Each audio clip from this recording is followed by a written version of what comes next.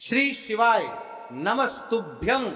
हर हर महादेव। दोस्तों जैसा कि आप सभी लोग जानते हैं कि 9 जून यानी मंगलवार वाले दिन इस पवित्र जून की सबसे बड़ी और सबसे विशेष कृष्ण पक्ष की नवमी तिथि पड़ रही है। और दोस्तों ये कोई साधारण तिथि नहीं है, ये वह दिन माना जाता है जिसका इंतजार बहुत सारे लोग पूरे साल भर करते हैं, क्योंकि जून में पड़ने वाली कृष्ण पक्ष की नवमी तिथि अपने आप में ही बहुत ज्यादा महत्वपूर्ण मानी जाती है। और जब यही कृष्ण पक्ष की नवमी तिथि मंगलवार वाले दिन पड़ जाए तो इसका महत्व कई गुना बढ़ जाता है। मेरी माता बहनों से निवेदन है, मेरे भाइयों से निवेदन है, मेरे जीजियों से निवेदन है कि इस दिन को बिल्कुल भी साधारण मत समझना, क्योंकि कई बार जीवन में कुछ ऐसे शुभ दिन आते हैं जिनमें किया गया छोटा सा उपाय भी इंसान की किस्मत बदल देता है। दोस्तों, पूज्य गुरुजी महाराज ने अपनी कथा में कई बार कहा है कि कृष्ण पक्ष की नवमी तिथि वाले दिन अगर कोई व्यक्ति सच्चे मन से भगवान को याद करके 7 चने की दाल अवश्य कर लेता है तो भगवान उसकी मनोकामना अवश्य सुनते हैं। दोस्तों, आज के समय में हर इंसान किसी न किसी परेशानी से गुजर रहा है। किसी के घर में धन की समस्या चल रही है, किसी के घर में बीमारी खत्म होने का नाम नहीं ले रही, किसी के घर में लड़ाई झगड़े बढ़ते जा रहे हैं, किसी के काम बनते बनते बिगड़ जाते हैं। और बहुत सारे लोग ऐसे भी हैं जिनके हाथ में पैसा आता तो है लेकिन टिकता बिल्कुल भी नहीं है। दोस्तों, अगर आपके जीवन में भी ऐसी कोई परेशानी चल रही है तो मंगलवार वाले दिन पड़ने वाली कृष्ण पक्ष की नवमी तिथि को बिल्कुल भी अपने हाथ से मत जाने देना, क्योंकि यह दिन बहुत ही विशेष माना जाता है। दोस्तों, बहुत सारे लोग पूरे साल भर इंतजार करते हैं कि कोई ऐसा शुभ दिन आए जिस दिन किया गया उपाय जल्दी फल दे। और दोस्तों, जून की कृष्ण पक्ष की नवमी तिथि ऐसा ही विशेष अवसर लेकर आती है। आप लोगों ने भी बहुत बार महसूस किया होगा कि कई बार इंसान बड़े बड़े पूजा पाठ करता है, अनुष्ठान करता है, मंदिरों के चक्कर लगाता है, फिर भी मनोकामना पूर्ण नहीं होती। लेकिन दोस्तों, जब वही व्यक्ति किसी विशेष तिथि पर श्रद्धा और विश्वास से छोटा सा उपाय करता है तो उसकी किस्मत बदलते देर नहीं लगती। और दोस्तों, मंगलवार वाले दिन पड़ने वाली कृष्ण पक्ष की नवमी तिथि भी कुछ ऐसी ही मानी जाती है, इसलिए इस दिन 11 चावल को अवश्य करना चाहिए। दोस्तों, बहुत सारे लोग ऐसे होंगे जिन्होंने पूरे साल भर कोई उपाय नहीं किया होगा। बहुत सारे लोग ऐसे होंगे जिन्होंने कई बार सोचा होगा कि इस बार जरूर करेंगे, लेकिन किसी ना किसी कारण से नहीं कर पाए होंगे। पर दोस्तों, भगवान हर व्यक्ति को एक ना एक मौका जरूर देते हैं और 9 जून का यह शुभ दिन भी शायद आपके जीवन का वही मौका हो सकता है। अगर आपने पूरे साल भर कोई उपाय ना किया हो, फिर भी अगर आप जून की कृष्ण पक्ष की नवमी तिथि के दिन सच्चे मन से 7 काली मिर्च उपाय कर लेते हो तो दोस्तों, आपको ऐसा फल मिल सकता है जिसकी आपने कभी कल्पना भी नहीं करी होगी। क्योंकि दोस्तों, विशेष तिथि पर किया गया छोटा सा उपाय भी कई गुना ज्यादा फल देता है। और जब बात मंगलवार वाले दिन पड़ने वाली कृष्ण पक्ष की नवमी तिथि की आ जाए तो इसका महत्व और भी ज्यादा बढ़ जाता है। दोस्तों, देखा गया है कि बहुत सारे लोगों ने श्रद्धा और विश्वास से 5 धतूरे किया और उनके जीवन में बदलाव भी आया। किसी के घर की आर्थिक परेशानी दूर हुई, किसी का रुका हुआ काम बनने लगा, किसी के घर का क्लेश समाप्त हुआ तो किसी की वर्षों पुरानी मनोकामना पूर्ण हुई। इसीलिए दोस्तों, आप लोग भी इस शुभ कृष्ण पक्ष की नवमी तिथि को अपने हाथ से मत जाने देना, क्योंकि बार बार ऐसे शुभ संयोग नहीं बनते। दोस्तों, जून की कृष्ण पक्ष की नवमी तिथि अपने आप में ही बहुत पवित्र मानी जाती है। और जब यही कृष्ण पक्ष की नवमी तिथि मंगलवार वाले दिन पड़ती है तो भगवान की कृपा प्राप्त करने के लिए यह समय और भी ज्यादा शुभ माना जाता है। और दोस्तों, जब बात 7 चने की दाल की आती है तो इसका महत्व और भी ज्यादा बढ़ जाता है, क्योंकि 11 चावल ऐसा उपाय माना जाता है जिसे अगर कोई व्यक्ति श्रद्धा और विश्वास से करे तो भगवान उसकी प्रार्थना अवश्य सुनते हैं। अगर आपके घर में किसी भी प्रकार का दोष चल रहा हो, पितृ दोष हो, मंगल दोष हो, राहु केतु का बुरा प्रभाव हो, या फिर ऐसी कोई परेशानी हो जिसका कारण आपको समझ ही ना आता हो, तो दोस्तों, ऐसे में कृष्ण पक्ष की नवमी तिथि वाले दिन किया गया 5 धतूरे बहुत लाभकारी माना जाता है। दोस्तों, कई बार इंसान बोलता है कि हम तो भगवान को मानते हैं फिर भी जीवन में दुख क्यों है। तो दोस्तों, शास्त्रों में कहा गया है कि कुछ विशेष तिथियां ऐसी होती हैं जिनमें भगवान को याद करके किया गया छोटा सा उपाय भी बहुत जल्दी फल देता है। और मंगलवार वाले दिन पड़ने वाली कृष्ण पक्ष की नवमी तिथि उन्हीं विशेष तिथियों में से एक मानी जाती है। इसलिए दोस्तों आप लोग इस दिन 7 चने की दाल अवश्य करना, भले ही छोटा करो लेकिन सच्चे मन से करना। दोस्तों आज हम आपको 11 चावल बहुत ही सरल भाषा में समझाने वाले हैं। इस वीडियो को देखने के बाद आपको किसी दूसरी वीडियो को देखने की जरूरत नहीं पड़ेगी, क्योंकि हम आपको एक एक बात बहुत अच्छे से समझाएंगे कि यह उपाय किसको करना है, किस समय करना है, कैसे करना है और किस भावना से करना है। तो चलिए दोस्तों अब आगे वीडियो में हम आपको बताते हैं कि आखिर 7 काली मिर्च को करने की सही विधि क्या है। लेकिन उससे पहले अगर आप लोग हमारे चैनल पर नए हैं तो चैनल को सब्सक्राइब जरूर कर लेना, वीडियो को लाइक कर देना और कमेंट बॉक्स में श्री शिवाय नमस्तुभ्यं नमः शिवाय जरूर लिख देना। चाहो तो दुकान से भी ले सकते हो। ध्यान रहे चावल अखंड और शुद्ध होने चाहिए, टूटे हुए दाने अशुभ माने जाते हैं। 11 दानों को अलग करके एक छोटे डिब्बे या पुड़िया में सुरक्षित रखना है। चावल अर्पण की विधि अब सुनिए महाराज जी, 11 चावल के दानों का प्रयोग कैसे करना है। अब देखिए महाराज जी, जैसे ही आपके चावल के दाने आप एक पुड़िया में रख लेते हैं, अब आपको शिव मंदिर में जाकर के इस उपाय को करना है। तो देखिए आप एकदम स्वच्छ जल से नाहट होकर के शिव मंदिर पहुंचे और आपको इस उपाय को करना है। तो देखिए कई सारी मेरी अन्य माताएं बहनें रहती हैं जो शिव मंदिर में जाति से ही दूसरी अन्य माता बहनों से सामग्री मांगने लगते हैं, जैसे कि वो जीजी अपने बेलपत्र लाए हो, क्या एक देना आज मैं लाना भूल गई, वो जीजी थोड़े से फूल दे दो। तो देखिए आपको शिव मंदिर में जाकर के ये नहीं करना है। आप सिर्फ अपनी सामग्री से उपाय कीजिए और घर आ जाइए।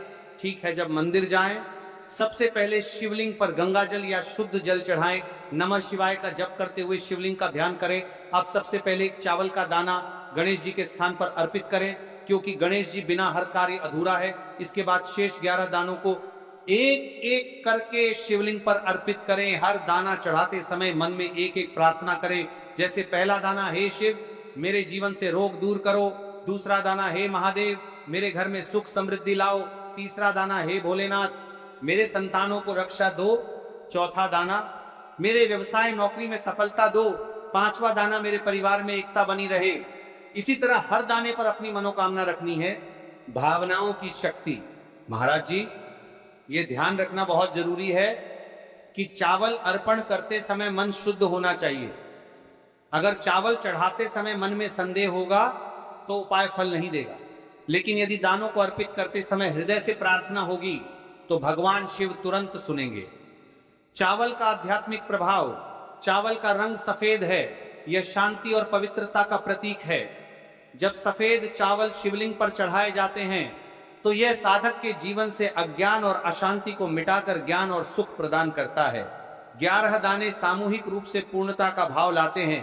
प्रत्येक दाना चढ़ाते समय यह मंत्र बोल सकते हैं, ओम त्र्यंबकं यजामहे सुगंधिं पुष्टिवर्धनम उर्वारुकमिव बंधनान मृत्युर्मुक्षीयमामृतात्, या केवल ओम नमः शिवाय का जाप भी पर्याप्त है। उपाय करते समय अनुभव, जब भक्त एक एक चावल का दाना अर्पित करता है तो वह अनुभव करता है कि उसका हर बोझ, हर कष्ट शिवजी को सौंप रहा है। हर दाना एक प्रतीक है दुख का बोझ हटाने का और सुख का द्वार खोलने का। अब देखिए महाराज जी, हम बात कर लेते हैं एक चुटकी है हल्दी के बारे में, यानी एक चुटकी हल्दी के उपाय के बारे में। तो देखिए हल्दी का धार्मिक महत्व महाराज जी, हल्दी केवल रसोई की सामग्री नहीं है, यह भारतीय संस्कृति, आयुर्वेद और अध्यात्म तीनों का अभिन्न अंग है। हल्दी को संस्कृत में हरिद्रा कहा गया है। हरिद्रा शब्द का अर्थ है जो हर ले, रोग और अशुभता को दूर कर दे। शास्त्रों और पुराणों में हल्दी को मां लक्ष्मी का स्वरूप माना गया है। जहां हल्दी होती है वहां समृद्धि, सौभाग्य और सकारात्मक ऊर्जा का वास होता है। शादी ब्याह जैसे मंगल कार्यों में हल्दी का प्रयोग इसी कारण होता है। हल्दी को सर्वरोगनाशिनी कहा जाता है। ये शरीर की प्रतिरोधक क्षमता बढ़ाती है, मन को शुद्ध और शांत करती है और रोग शोक को दूर करती है। आध्यात्मिक दृष्टि से हल्दी साधक के आभामंडल को स्वर्णिम प्रकाश से भर देती है, और जब कोई व्यक्ति इस हल्दी वाले उपाय को करता है तो उसके जीवन से परेशानियां भी समाप्त होती है और मनोकामना भी पूर्ण होती है। जो मनोकामना बड़े बड़े पूजा पाठ अनुष्ठान से पूर्ण नहीं होती, वह मंत्र इन उपायों से पूर्ण हो जाती है। क्यों केवल एक चुटकी हल्दी? अब प्रश्न उठता है, केवल एक चुटकी ही क्यों? एक चुटकी का अर्थ है संकल्प और विश्वास। उपाय में परिमाण नहीं बल्कि भावना देखी जाती है। छोटी सी मात्रा में भी हल्दी अपार शक्ति प्रदान करती है। यदि उसे श्रद्धा से अर्पित किया जाए, उपाय का श्रेष्ठ समय, शास्त्रों में प्रत्येक उपाय का समय विशेष महत्व रखता है। इस दीपक और हल्दी चावल के उपाय को करने के 2 मुख्य समय बताए गए हैं। देखिए महाराज जी, अब बात कर लेते हैं, इन उपायों को आपको एक साथ में करना है। और हाँ, इन उपायों को आपको किस समय करना है? सुबह के समय करना है या प्रदोष काल के समय करना है, या फिर आप हमसे ही प्रश्न करना चाहते हैं कि महाराज की सबसे उत्तम समय कौन सा है?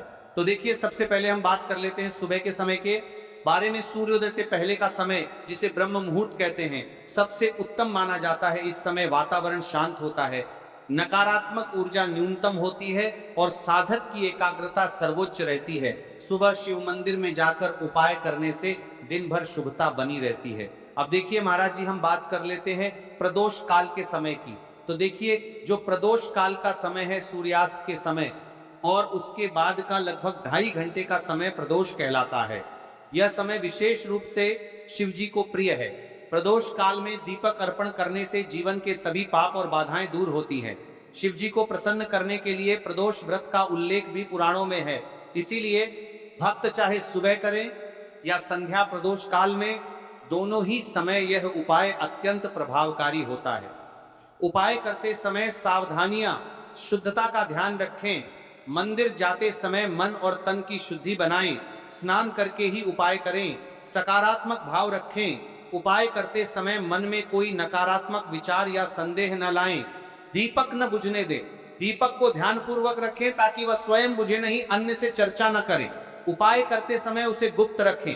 यह व्यक्तिगत साधना का हिस्सा है। अन्न दान का संकल्प उपाय के। तो देखिए महाराज जी, अब हम बात कर लेते हैं 7 चावल के दाने। 5 आटे के दीपक सिर्फ आपकी साधारण मनोकामनाएं पूरी करेगा, बल्कि घर परिवार में शांति, सुख और समृद्धि का भी स्थायी साधन बनेगा। यह उपाय कोई कठिन साधना नहीं है। इसमें न तो बड़ी बड़ी सामग्री चाहिए, न ही जटिल अनुष्ठान। बस श्रद्धा चाहिए, भक्ति चाहिए और शुद्ध भाव चाहिए। याद रखिए, उपाय करते समय केवल एक ही संकल्प हो आपके मन में, हे भोलेनाथ, हे गणेश जी, हे माता लक्ष्मी, मैं आपकी शरण में आया हूं। मेरी समस्याएं दूर करो और मुझे सही मार्ग दिखाओ।